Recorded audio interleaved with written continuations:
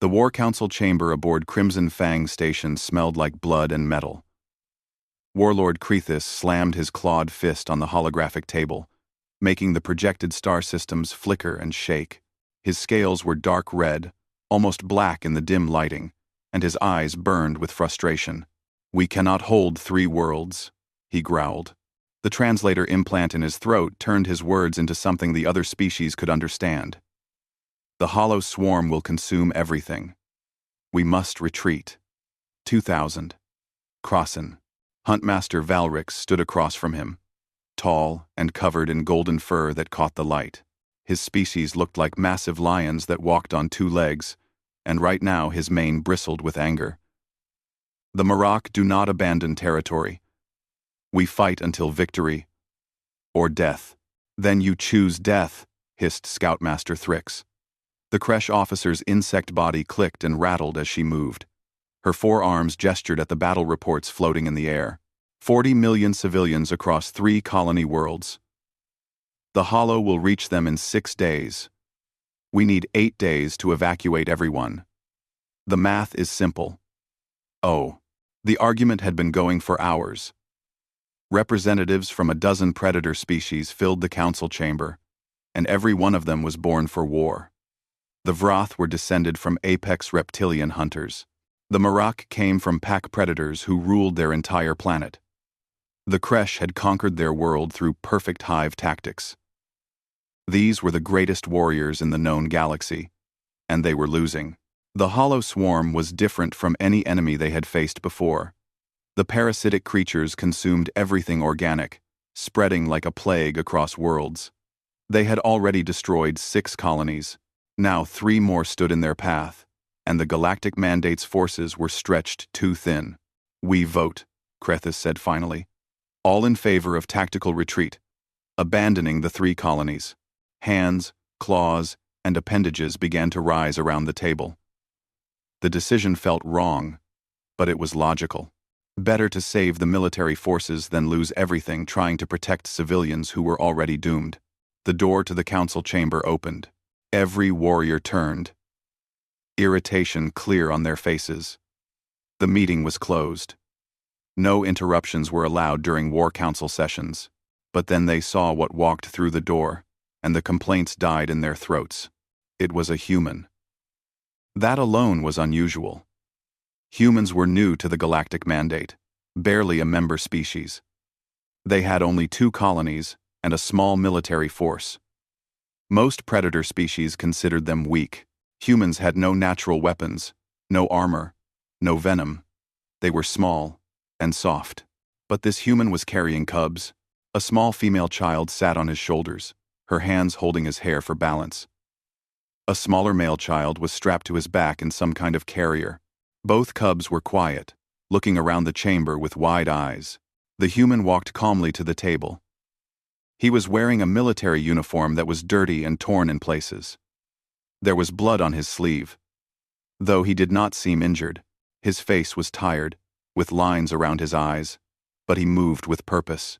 "I apologize for being late," the human said. His voice was steady and calm. "I had to retrieve these 2 from a shelter that was bombed 3 hours ago." He carefully lifted the girl from his shoulders and set her down gently. Then he unstrapped the boy from his back and placed him next to his sister. The human pulled 2 small food bars from his pocket and gave one to each child. "Hana, Taemin. Sit here quietly, please," he said softly to the cubs. "I need to work."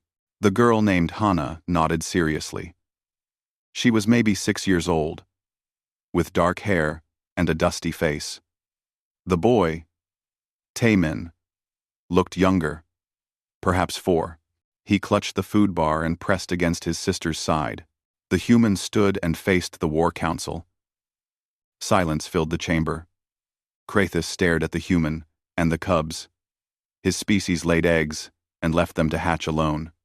The strongest survived. The weak died. That was nature. But this human had brought helpless young to a War Council. "You brought cubs to a military strategy session?" Valrix finally asked. His tone was confused, not angry.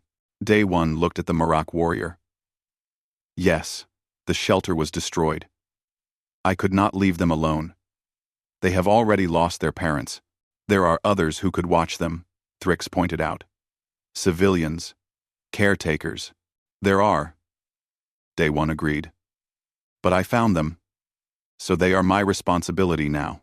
The concept seemed alien to every species in the room. Warriors did not care for young during military operations. Young were left with the weak, the old, the non-combatants. A soldier's duty was to fight, not to nurture. Krathis watched as the small male cub, Taemin, yawned. The child was exhausted.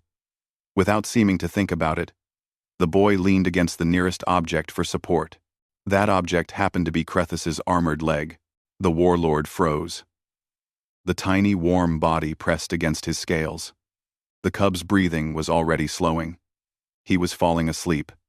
Right there, against a warrior who could crush him without effort.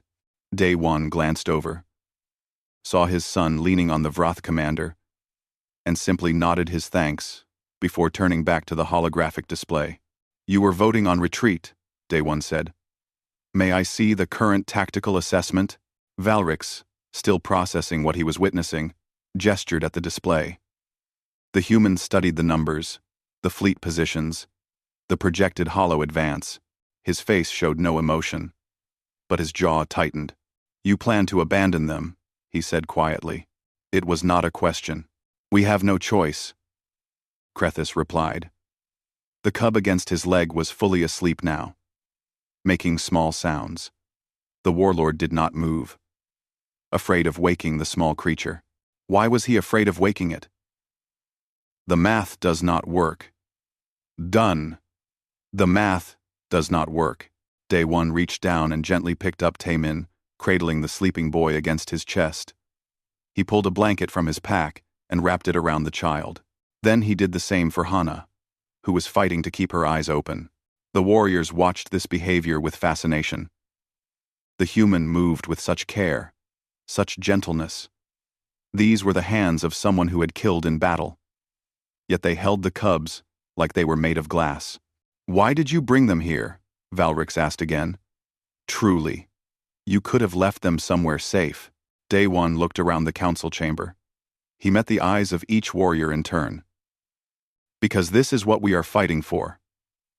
Not territory, not honor, not glory. He looked down at the sleeping children in his arms. Them, every cub, every child, every innocent life in those colonies. This is what war is supposed to protect. The human walked to a corner of the chamber and sat down with his back against the wall. He arranged both children so they could sleep comfortably against him. Hana's head rested on his shoulder. Taemin curled in his lap. I am here to participate in this council, Day One continued. But I will not leave them alone. If that is unacceptable, I will take my vote and leave. No one told him to leave. Instead, the warriors found themselves unable to look away. This was something completely outside their understanding. A soldier, in the middle of a war, caring for young that were not even his own species' offspring. Thrix's mandibles clicked thoughtfully. Humans are very strange. Yes, Krathis agreed. But he was thinking about the weight of the cub against his leg. The warmth. The trust. The small creature had felt no fear, even sleeping next to a predator. The vote, Valrix said, but his voice had lost its certainty. We were voting on retreat. Day One said nothing. He simply sat in the corner, one hand gently stroking Hana's hair while she slept. His eyes were on the warriors, waiting. Krathis looked at his raised claw, ready to vote for abandoning the colonies. He thought about 40 million civilians, 40 million cubs, and families, and lives. He thought about the sleeping child who had trusted him enough to use him as a pillow. Slowly, he lowered his claw. Perhaps, the warlord said carefully, we should examine alternative strategies before we vote. The War Council continued through the night and into the next day. Day One refused every offer to take the children elsewhere. Instead, he kept them close, managing their needs between tactical discussions and battle simulations. The alien warriors watched with growing fascination. When Hana woke, crying from a nightmare, Day One immediately stopped talking about fleet formations. He held her, whispered soft words, and waited until she calmed before returning to the conversation.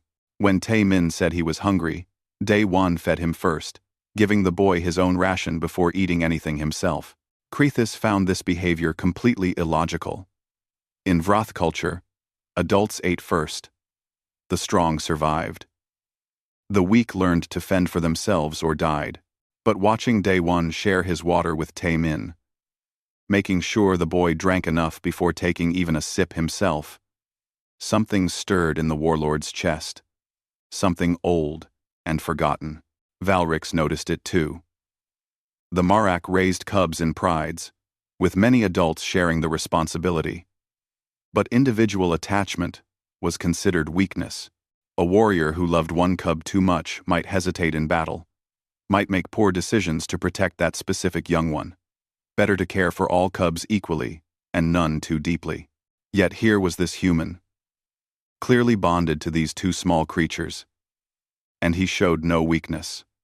When discussing battle tactics, Day One's mind was sharp and focused. His strategies were sound. The presence of the children did not make him less effective as a warrior. If anything, he seemed more determined. "I do not understand," Thrix admitted during a brief rest period. The creche officer approached where Day One sat with the children. Hana was drawing pictures with a digital pad someone had found for her. Tae Min was playing with small stones, building towers and knocking them down. "Understand what?" Day One asked, keeping one eye on the children while reviewing tactical data. "Your species. You bring cubs to war councils. You stop military planning to comfort them. You feed them before yourself." Thrix's antennae twitched with confusion. In creche hives, larvae are placed in nursery chambers. They are fed and protected, but adults do not interact with them individually. We do not form attachments until they mature. Day One considered this. Does that not seem lonely? For both the adults and the young, Thrix had never thought about it before. Loneliness was not a concept the creche discussed. The hive was always present, always connected through pheromones and shared purpose. But individual connection, individual care? These were foreign ideas. Before Thrix could respond, the chamber doors opened again. Another human entered, this one female, carrying a medical bag. She was small, even for a human, with kind eyes and quick movements. "Day One," she called out. "I heard you had Hana and Tae Min here. Have they eaten? Are they hurt?" Bora, Day One, greeted her with obvious relief. "They are fine. Scared, but uninjured. I have been feeding them." The human called Bora knelt down next to the children.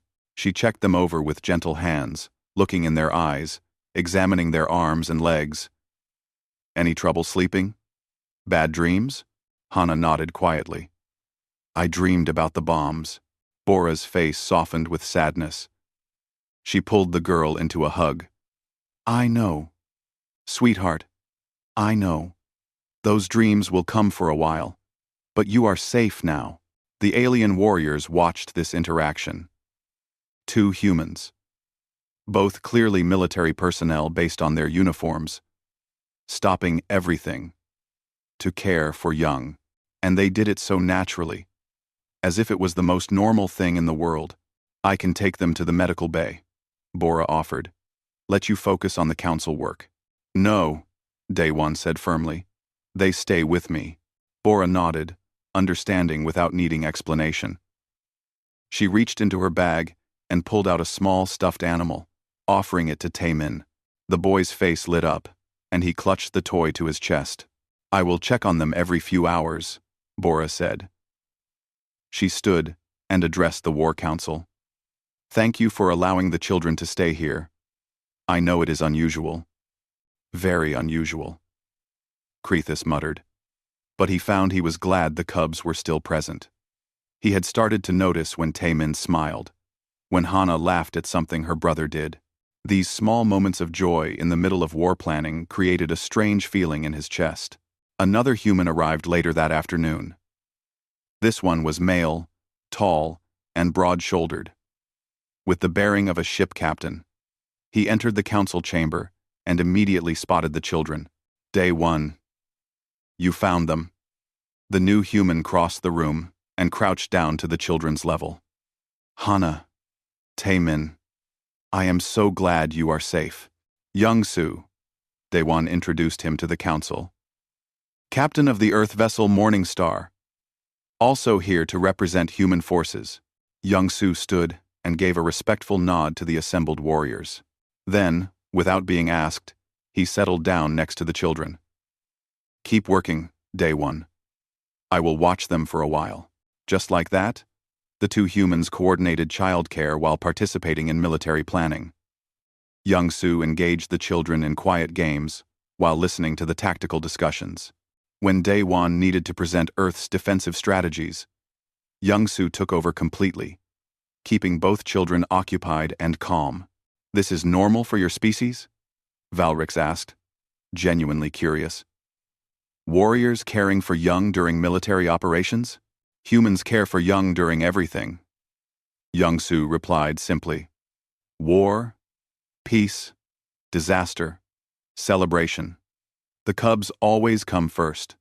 Young-soo, always? Krithis challenged. Even during battle? Especially during battle, Daewon said. What is the point of winning if we lose what we are protecting? The concept settled over the council like a heavy blanket. These predator species had spent so long focused on victory, on honor, on glory, that they had forgotten the fundamental purpose of combat. Protection, not conquest, not pride. Protection of those who could not protect themselves. During a tactical simulation later that evening, something strange happened. The holographic display showed the hollow swarm's projected advance. Taemin, curious and energetic as young children are, wandered toward the display. The simulation showed creatures with razor teeth and dissolving acid. To an adult, it was just a tactical tool. To a child, it might seem like monsters. 3 different warriors moved simultaneously to block the boy from the holographic images. Krathis shifted his bulk to stand between the child and the display. Valrix stepped forward, his hand reaching out protectively. Thrix's appendages moved to create a barrier. They all froze. Realizing what they had done, they had reacted on instinct to protect a cub that was not their species, not their responsibility, not even their concern. But the human's behavior had affected them. The constant care, the unwavering protection, the simple truth that young needed defending. It had seeped into their consciousness. Young-soo noticed their reaction and smiled. He gently guided Taemin back to the safe area where Hana sat. Thank you, he said to the 3 warriors, for watching out for him. Krithis looked at his clawed hand, still extended in a protective gesture. When had he started caring whether this tiny human cub saw frightening images? When had the child's well-being become something he monitored? Your species is changing us, Valrix said to Daewon. There was no accusation in his voice, only wonder. We are starting to think like you. Is that bad? Daewon asked. The Marak warrior considered this. He thought about his own cubs, lost in a raid years ago. He had not allowed himself to grieve. Marak warriors did not grieve. They moved forward. They bred again. Life continued. But watching Daewon with Hana and Taemin, seeing the gentle care and fierce protection, Valrix felt something crack inside his chest. He had loved his cubs. He had never admitted it, never spoke of it, but he had loved them. And when they died, part of him had died too. No, Valrix said quietly. Perhaps it is not bad. Perhaps we have been wrong. The council chamber had changed over the past day. Warriors began bringing items for the children. A Vrath soldier offered a shiny piece of metal he thought the cubs might like. A Marak fighter brought fruit from his personal stores.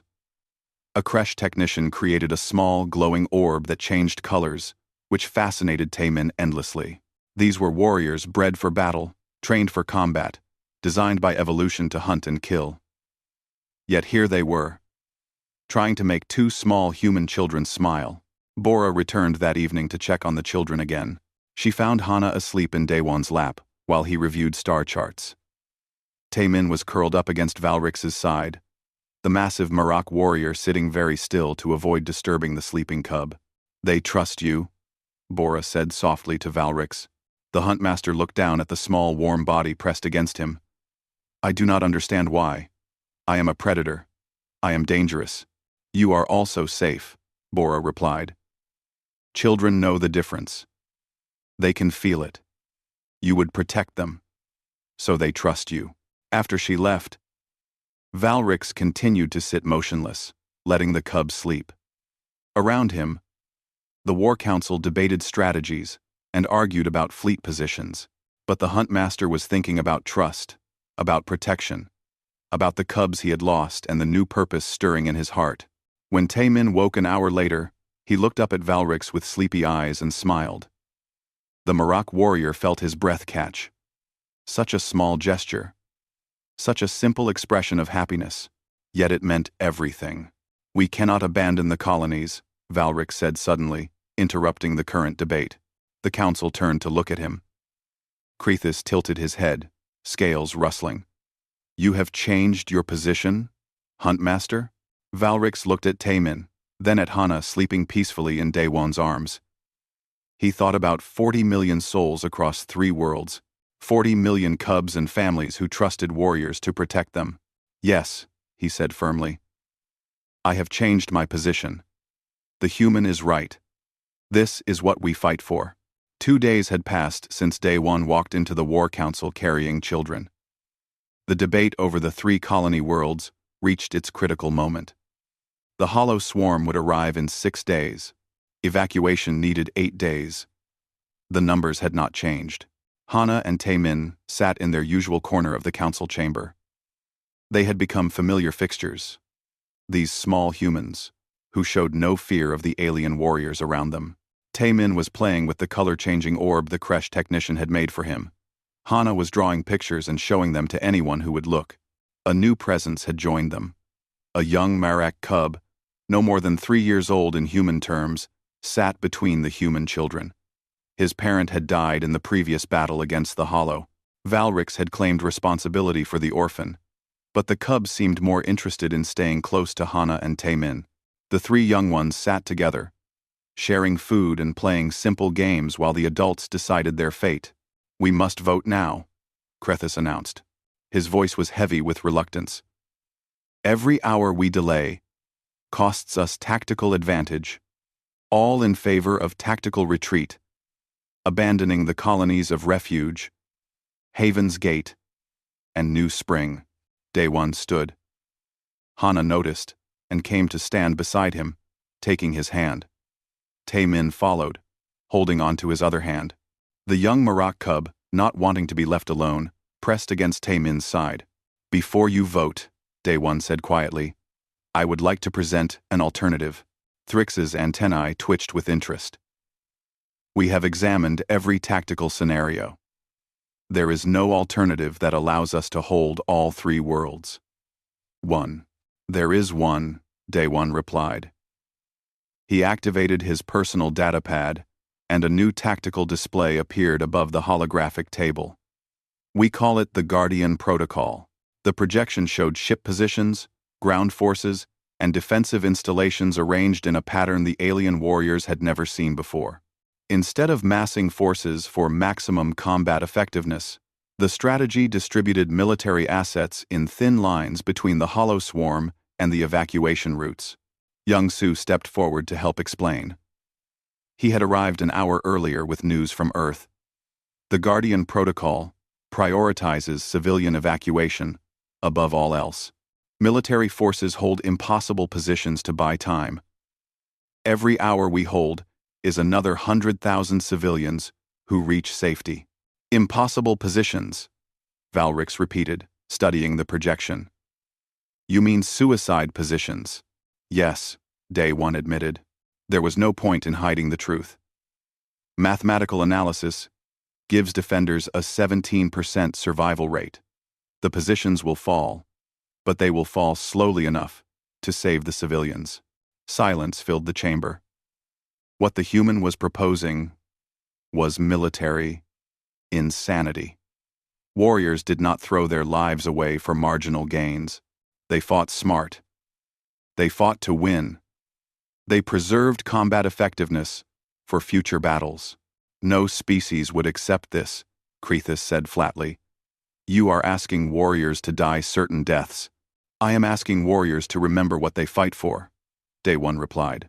He looked down at the 3 cubs holding on to him. These children have already lost their parents. 40 million more will lose everything if we retreat. The Guardian Protocol gives them a chance. A 17% survival rate for defenders, Thrix calculated out loud. That means 83% casualties. That would devastate our military forces across the entire sector. Yes, Young-Soo agreed. It would. But the alternative is abandoning 40 million lives. That would devastate something much more important than military strength. What? Crethus demanded. What is more important than maintaining our ability to fight? Our reason for fighting. Day One said simply. The council members looked at each other. They had spent 2 days watching the humans care for children, protect the vulnerable, and put young lives before military efficiency. They had started to feel the shift in their own thinking, the awakening of instincts long suppressed by warrior culture. But this was asking too much. This was asking them to choose certain death. Earth will implement the Guardian Protocol, regardless of this council's decision, Young-Soo announced. Our fleet is en route now. We have enough forces to cover approximately 30% of the defensive requirements. Crethus's head snapped up. You cannot hold even one world with those numbers. We know, Day One said calmly. We will die trying. But we will die protecting cubs like these. He gestured to Hana, Taemin, and the young Marak beside them. That is acceptable to us. It is not acceptable to me, Valrix growled, but not with anger. With something else. Something that sounded like fear. You are talking about sacrificing your entire species' military force. Not sacrificing, Day One corrected gently. Investing. In the future. In the cubs. Who will grow up free. Because we gave them the chance. Hana tugged on Day One's hand. She had been listening to the adult conversation, understanding enough to be frightened. Will you go away? She asked in a small voice. Day One knelt down to her level. I might have to go fight, yes. Tears filled her eyes. Like my mama and papa? They went to fight and did not come back. The human gathered both children into his arms. The young Marek cub pressed close as well, sensing the sadness. I will do everything I can to come back to you, Day One promised. But there are many other children like you on those worlds. They need someone to protect them too. Taemin looked up at Warlord Crethus with wide, trusting eyes. Will you keep us safe? The question struck like a blade to the chest. This small cub, who had slept against his armor, who had smiled at him, who had shown him what it meant to trust, was asking if he would protect them. Crethus looked at Day One. What do humans know about war that we do not? The human stood, still holding the children close. We know what we become if we fail. We have seen it in our own history. When we lose our cubs, when we stop protecting the innocent, when we choose victory over what makes victory worth having, we become monsters. We have been monsters before. We refuse to be monsters again. The council chamber doors opened. A human female in a commander's uniform strode in. She was tall, confident, and moved like someone who had spent her entire life on warships. Behind her came other humans, all in military dress. Commander G1, Day One greeted her. You made good time. Round. Day One. Day One. We push the engines hard, G1 replied. She looked around at the assembled alien warriors. I understand you are voting on whether to abandon 3 colony worlds. I am here to inform this council that the human fleet has already deployed to those locations. We number 47 ships. We know it is not enough. We are implementing the Guardian Protocol anyway. The holo display, updated, showing human fleet positions around all 3 threatened worlds. They were older ships, smaller vessels. Nothing like the massive warships of the Vrath or the swift hunters of the Marek. But they were positioned exactly where the Guardian Protocol required, ready to stand between the hollow swarm and the civilians. This is madness, Thrix hissed. You will all die. Probably, G1 agreed cheerfully. But we will buy time. 6 hours, 12 hours, maybe a full day, if we are lucky and smart. Every hour saves lives. Crethis stared at the display. 47 human ships preparing to face a swarm that had destroyed fleets 10 times that size. It was not bravery. It was suicide. But the humans were doing it anyway because they refused to abandon cubs. A Vrath officer who had been standing silently in the back of the chamber suddenly spoke. I volunteer to join the human fleet. Every head turned toward him. The officer was young, barely experienced, but his scales were set with determination. You what? Crethis asked in disbelief. I volunteer, the young Vrath repeated. To join the Guardian Protocol. I will die protecting the cubs, another voice spoke up. A Marek warrior from Valrix's own pride. I volunteer as well. Then another, and another. One by one, warriors around the chamber began volunteering. They were not doing it for glory, or honor, or conquest. They were doing it because 2 days of watching humans care for cubs had reminded them what strength really meant. Valrix stood. The Marek pride will join the Guardian Protocol. All of us. Thrix's antennae drooped, a sign of deep emotion in Kresh body language. The Kresh fleet will participate as well. Though logic says we will die, something stronger than logic says we must. Crethis looked at Taemin, still watching him with those trusting eyes. He thought about the weight of the sleeping cub against his leg. He thought about what it meant to be a warrior, and what it meant to be a protector. Warlord? One of his officers asked quietly. What are your orders? Crethis closed his eyes. When he opened them again, something had changed. The bitter, battle-hardened commander who entered this council 3 days ago was not the same being who stood here now. The Vrath Armada will deploy to defensive positions, he announced. We implement the Guardian Protocol. All forces, all ships, we hold the line. The vote that followed was unanimous. Every species, every warrior, every ship that could reach the 3 colony worlds in time would deploy. They would implement the insane human strategy that gave them almost no chance of survival. They would do it for the cubs. G1 smiled, fierce and proud.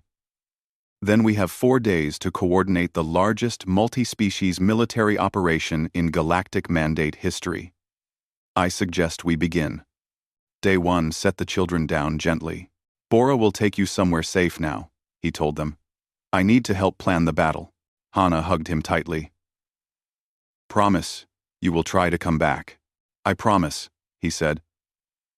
As Bora led the 3 cubs away, Taemin turned back one last time. He waved at Crethis. The ancient warlord, who had never felt affection for any creature, raised his claw and waved back. Then the warriors got to work, planning how to save 40 million lives. The hollow swarm hit refuge like a wave of teeth and acid. Day 1 stood on the surface in reinforced armor, watching the sky turn black with falling creatures. Around him, warriors from 6 different species held defensive positions they all knew were temporary. They would fall. The only question was when. First wave incoming. A voice crackled over the communication network. 500,000 units. All defensive positions. Prepare for contact. Day 1 checked his weapon and looked at the soldiers beside him. A Vrath fighter to his left, scales painted with war markings. A Marak warrior to his right, mane braided for battle. Behind them, Kresh soldiers and human marines, all standing together for the first time in history. "Remember the mission," Daewon said calmly over the squad channel. "We do not need to win. We need to buy time. Every minute we hold is another evacuation ship that escapes." The hollow landed like rain. They were nightmare creatures, all teeth and claws, and dissolving acid. They consumed organic matter on contact, spreading like a plague. A single hollow could kill a warrior. 1,000 hollow could overwhelm a fortress. 500,000 was an apocalypse, but the warriors held. In orbit above refuge, Youngsu commanded a defensive platform, coordinating fire from a dozen different ship types. Human vessels worked alongside Vrath warships, their weapons synchronized in patterns no one had practiced, but everyone somehow understood. The goal was simple: protect the evacuation routes. Nothing else mattered. "Platform 7 is taking heavy damage," someone reported. "Redirect them to defensive position," Youngsu ordered. "Do not let them break through to the civilian transports." At Haven's Gate, the second colony world, the battle was equally desperate. G1 commanded the fleet operations from her flagship, managing resources across 3 simultaneous combat zones. The tactical displays showed red everywhere. Red meant casualties. Red meant defensive positions falling. Red meant warriors dying.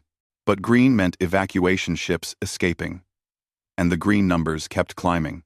"We have lost 40% of our ground forces on Haven's Gate," an officer reported. "How many civilians have we evacuated?" G1 asked. 72% clear of the danger zone. "Then we keep fighting." On the surface of refuge, Day 1's position was being overrun. The hollow came in waves that never stopped. His weapon was almost out of ammunition. His armor was damaged in 3 places. The warriors around him were exhausted, wounded, dying. A Vrath fighter beside him fell, overwhelmed by hollow creatures. Daewon grabbed the warrior and pulled him back behind the defensive line. A human medic immediately started treatment, while other soldiers covered the gap. "Why did you save me?" The Vrath gasped, his scales torn and bleeding. "I am finished. Save yourself." "No one gets left behind," Daewon replied. "Not while we can still fight." The concept was human, but it spread like fire through the mixed species forces. Marak warriors began pulling wounded Kresh soldiers to safety. Vrath fighters covered retreating human squads. They were not fighting as separate species anymore. They were fighting as guardians, all protecting the same thing. At a medical station on New Spring, the third colony world, a human engineer named Minjung was working desperately to keep the power running. She was not a soldier, but she understood the mission. The medical station was treating wounded civilians, helping them reach the evacuation ships. If power failed, hundreds would die. A group of Kresh soldiers had been assigned to defend the station. They had never worked with humans before. They did not understand emotional attachment or individual care. They fought because the hive commanded it. But Minjung changed that. She showed them images of the cubs being treated in the medical facility. Small beings from a dozen species, injured and frightened, trusting that adults would keep them safe. "These are what we protect," Minjung explained to the Kresh commander. "Not buildings, not territory. Them." The Kresh looked at the images. Their minds, connected through chemical signals to their entire hive, processed this new information. Cubs, young, future.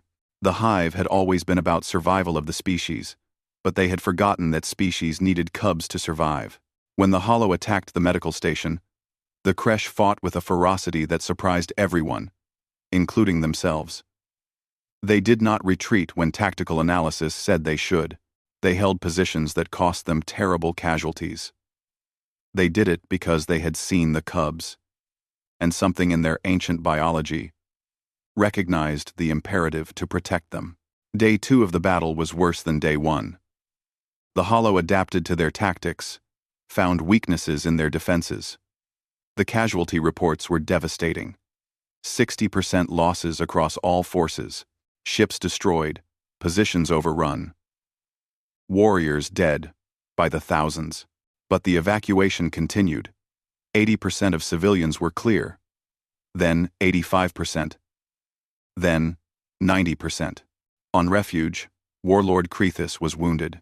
A hollow creature had torn through his armor and damaged his primary breathing lung. He should have retreated to a medical ship. Instead, he ordered his forces to carry him to a defensive position protecting a school. Why a school? His second in command asked. Because that is where the cubs are, Crethus replied, his voice wet with blood. We hold here, the Vrath warriors, bred to seek glory and die in honorable combat, found themselves fighting not for honor, but for something deeper. They fought because their warlord had shown them pictures of cubs in that school, tiny beings learning and playing, unaware of the horror trying to consume them. Valrix's pride was defending an evacuation route on Haven's Gate. They had been fighting for 30 hours straight, without rest. Half his pride was dead. The rest were wounded, exhausted, operating on pure will. A transport ship filled with civilians was damaged trying to reach orbit. It came down hard, a kilometer from Valrix's position, surrounded by Hollow. The creatures swarmed toward it, sensing the prey inside. We cannot reach them in time, one of his warriors said, looking at the tactical display. Valrix looked at the ship, looked at the Hollow converging on it, looked at his exhausted, bleeding warriors. Then he thought about Taemin sleeping against his side. He thought about trust and protection, and what it meant to be a guardian. We run, Valrix growled. Fast as we can. We save them. The Marak Pride ran. They were exhausted, but they ran. They were wounded, but they ran. They reached the transport ship, just as the Hollow began cutting through the hull. The battle that followed was vicious and close. Marak claws against Hollow teeth, fighting in the mud and blood. 3 more warriors fell. But the transport ship survived. The civilians inside, hundreds of them, mostly cubs and their parents, were loaded onto another ship and escaped. Valrix stood among his dead, panting and bleeding. A young cub peered out from the transport window before it left. Seeing the warriors who had saved them, the cub waved. The Huntmaster waved back, just like he had waved to Taemin. Then he turned to his remaining pride and said, Find the next position that needs defending. Day 3 brought a new horror. The Hollow were learning, adapting faster than projected. They began targeting evacuation ships directly, breaking through defensive lines with tactics they should not have been capable of. Young Su's platform took a direct hit. Half the station's weapons went offline. Fires raged through 3 decks. He had minutes before they would need to evacuate. Redirect all power to forward shields, he ordered. All of it. Life support, weapons, everything. We need 5 more minutes. Captain, we will suffocate in 5 minutes without life support, an officer pointed out. Young Su looked at the evacuation ships still within the protective range of his platform. Then we have 4 minutes and 50 seconds to make those shields count. Do it. 2. The platform became a shield, nothing more. No weapons, no life support. Just barrier fields protecting the civilian transports. Young Su and his crew worked in the dark, in the cold, as oxygen levels dropped and systems failed. But the transports made it through. The last civilians from Haven's Gate reached safe jump distance, and Young Su's platform, its job complete, finally failed. Rescue ships pulled the crew from the wreckage. Young Su was unconscious from oxygen deprivation, but alive. The medic treating him found a picture in his pocket.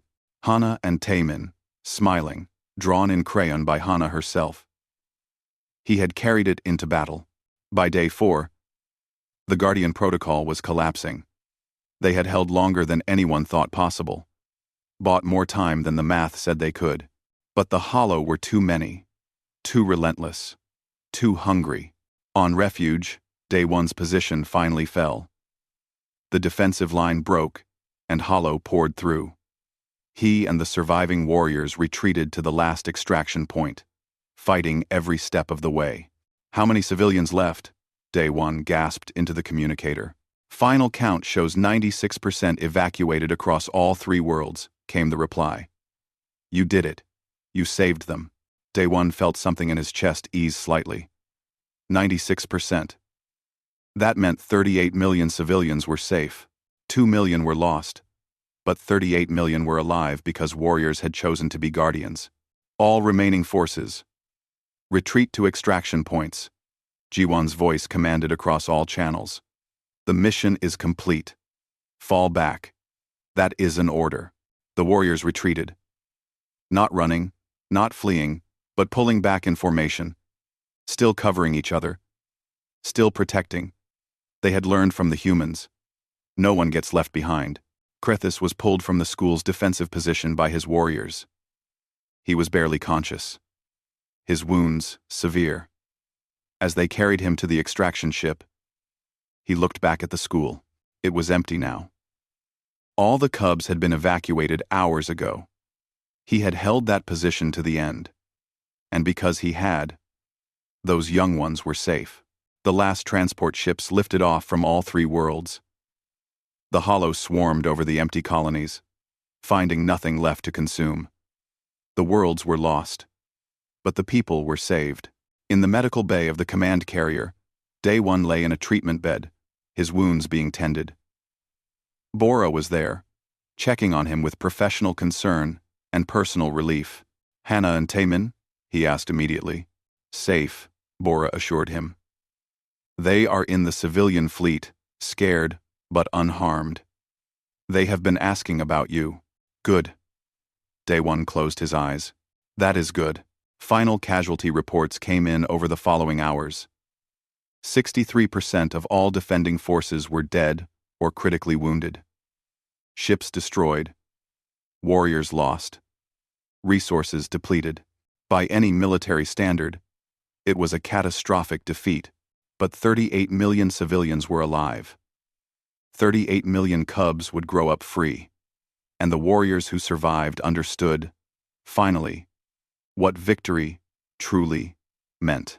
3 months after the Battle of Broken Chains, a new station floated in orbit around the world, once called Refuge. The colony below was empty, consumed by the hollow swarm, and then sterilized by plasma bombing. Nothing lived there now. But above it, a memorial station stood as a reminder of what had been protected, what had been lost, and what had been learned. The station was called Guardian's Rest. It was not a military fortress like Crimson Fang. It was something new, something the galaxy had never seen before. A place where warriors came not to plan conquest, but to remember why they fought. The new War Council chamber was different from the old one. The walls showed images of the evacuation, the civilians who had been saved, the cubs who were alive because warriors had chosen protection over glory. And in one corner, there was something that would have been unthinkable before. A play area. Day One walked into the chamber for the first time since recovering from his wounds. He moved with a slight limp now, a permanent reminder of the battle. Hannah and Taemin walked beside him, holding his hands. They had stayed with him during his recovery, refusing to be separated. Bora had tried to explain that he needed rest, but the children were stubborn. So Day One had recovered, with 2 small humans, sleeping in chairs beside his medical bed every night. The War Council members were already assembled. Krithis was there, his scales still showing scars from the wounds he had taken defending that school. Valric stood tall, but his eyes were softer now, less hard. Young Su was present as well, now promoted to admiral for his actions during the battle. G1 sat at the council table as the official human representative, her uniform crisp despite the long journey to reach the station. Minjung was there too, representing the engineering core that had kept critical systems running throughout the evacuation. But the most surprising presence was the cubs. Every species representative had brought young ones to the council session. Krethis had a Vroth hatchling with him, a small, green creature who watched everything with curious eyes. Valrix was accompanied by 3 cubs. Not just Marak, but a mixed group, including a creche juvenile and the young Marak orphan who had befriended Hana and Taemin. "This is unusual," Daewon said with a slight smile, seeing the children scattered throughout the chamber. "You changed us," Krethis replied. His voice was still gruff, but there was warmth in it now.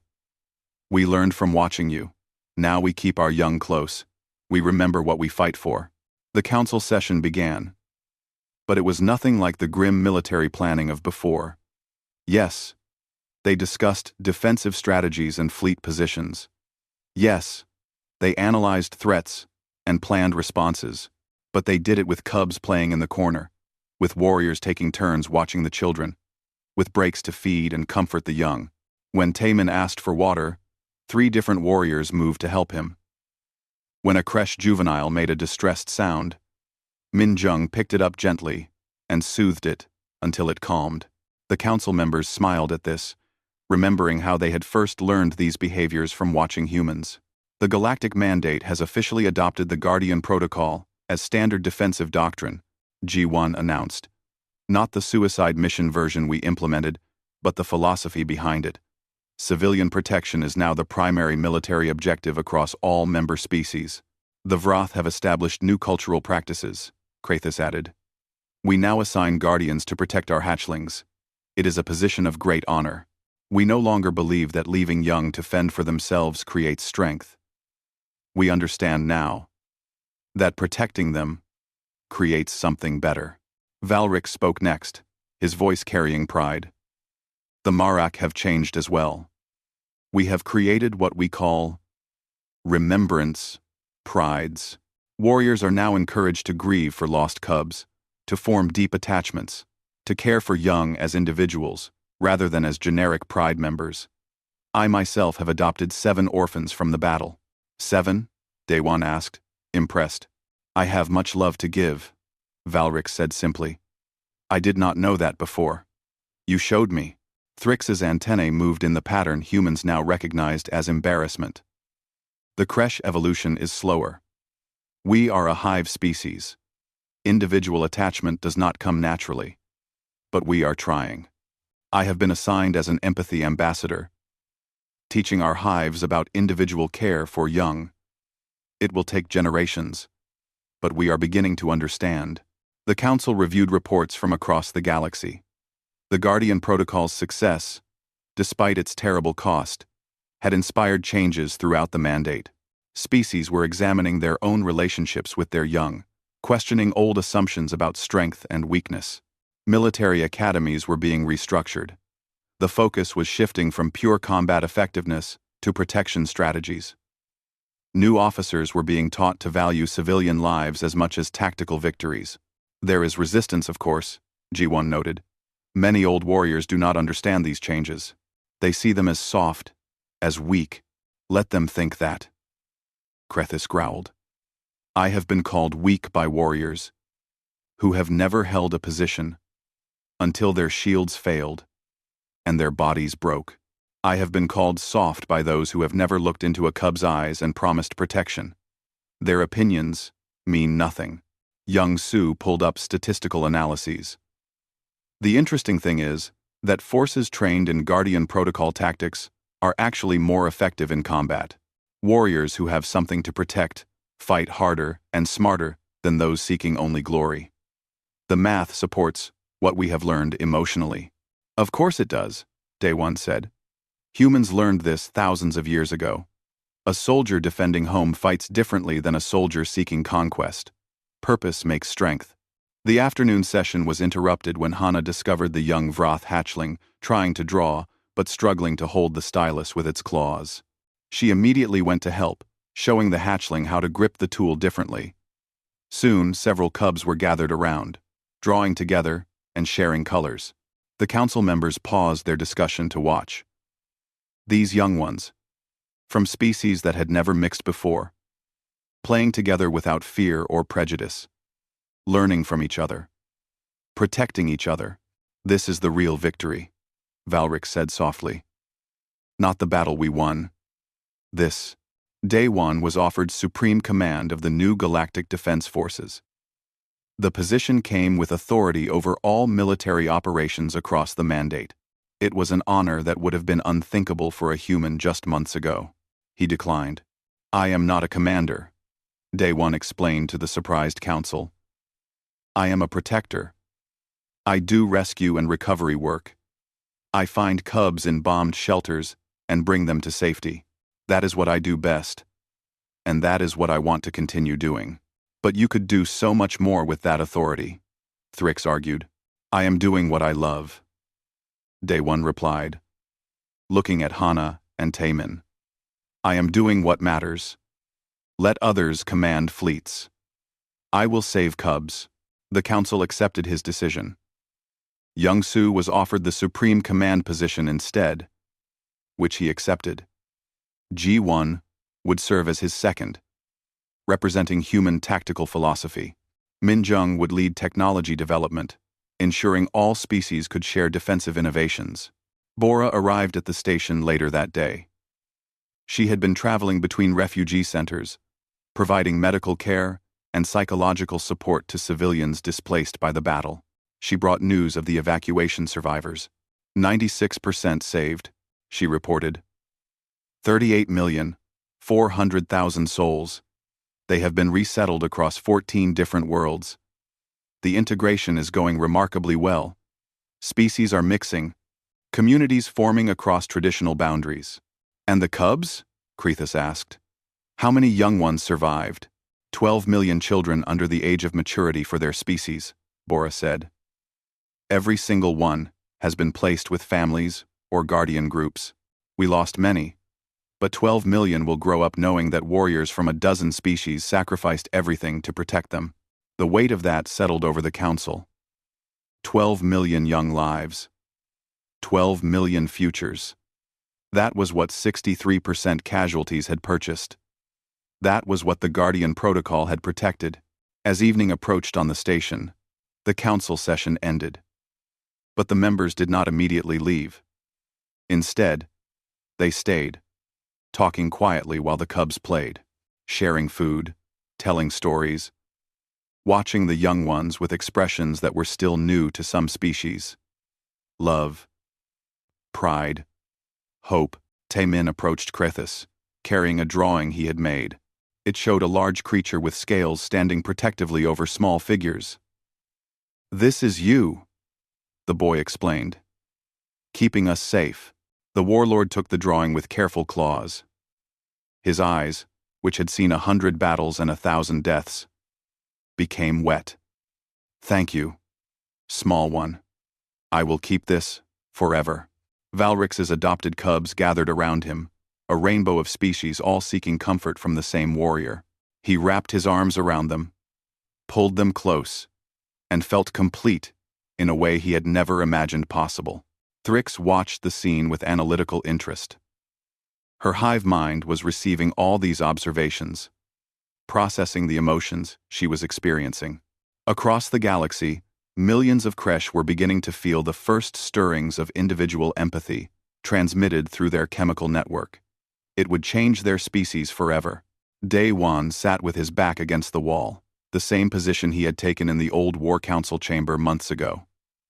Hana and Taemin curled up on either side of him, tired from playing. They were safe. They were loved. They were home. Young-Su sat down beside him. You started a revolution, you know. One piggyback ride changed the entire galaxy. I did not start anything, Day One replied quietly. I just reminded everyone what they already knew, but had forgotten. That cubs matter. That protection is stronger than conquest. That love is not weakness. The galaxy needed reminding, G1 added, joining them. We were becoming machines of war, forgetting what war was supposed to protect. You brought us back. Bora settled down with them as well. The 4 humans, watching as alien warriors played with alien children in a space that had been designed for violence, but now held joy. "What happens now?" Bora asked. "Now we build," Youngsu said. "A galaxy based on guardianship, instead of domination. It will take time. There will be setbacks. But we have changed the foundation of what we are." Daewon looked around the chamber. He saw Krathus showing the Vrath hatchling how to draw, his massive claws gentle as he guided the small creature. He saw Valric surrounded by his adopted pride, telling them stories of brave warriors. He saw Thrix attempting to play with a Kresh juvenile, learning through direct experience what her species had never valued before. And he saw the future. A galaxy where every species understood that strength meant protecting the vulnerable. Where warriors measured success not in territory conquered, but in lives saved. Where cubs of all species could grow up, safe, loved, and free. Taemin stirred in his sleep and mumbled something. Daewon leaned down to hear. "Safe," the boy whispered. "We are safe."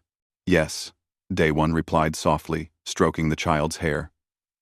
"You are safe. You will always be safe." That is what guardians do. In the corner of the chamber, the cubs continued playing together. Different species, different worlds, different biologies, but all of them were just children, laughing and learning and trusting that the adults around them would keep them from harm. And the adults, warriors who had been trained to kill, who had been bred for combat, who had known only violence and glory, sat watching those cubs with fierce, protective love burning in their hearts. The galaxy had learned what humans had always known. That the strongest warriors were not those who killed the best, but those who protected the best. That true victory was not measured in enemies defeated, but in lives saved. That the highest purpose of strength was to shelter the weak. The War Council of Guardians' Rest stood as proof that even the hardest warriors could learn gentleness. That even the most violent species could choose protection. That love, far from being weakness, was the most powerful force in the universe. And it had all started because one human walked into a war council carrying cubs, and every predator fighter remembered what they had forgotten. They remembered how to care.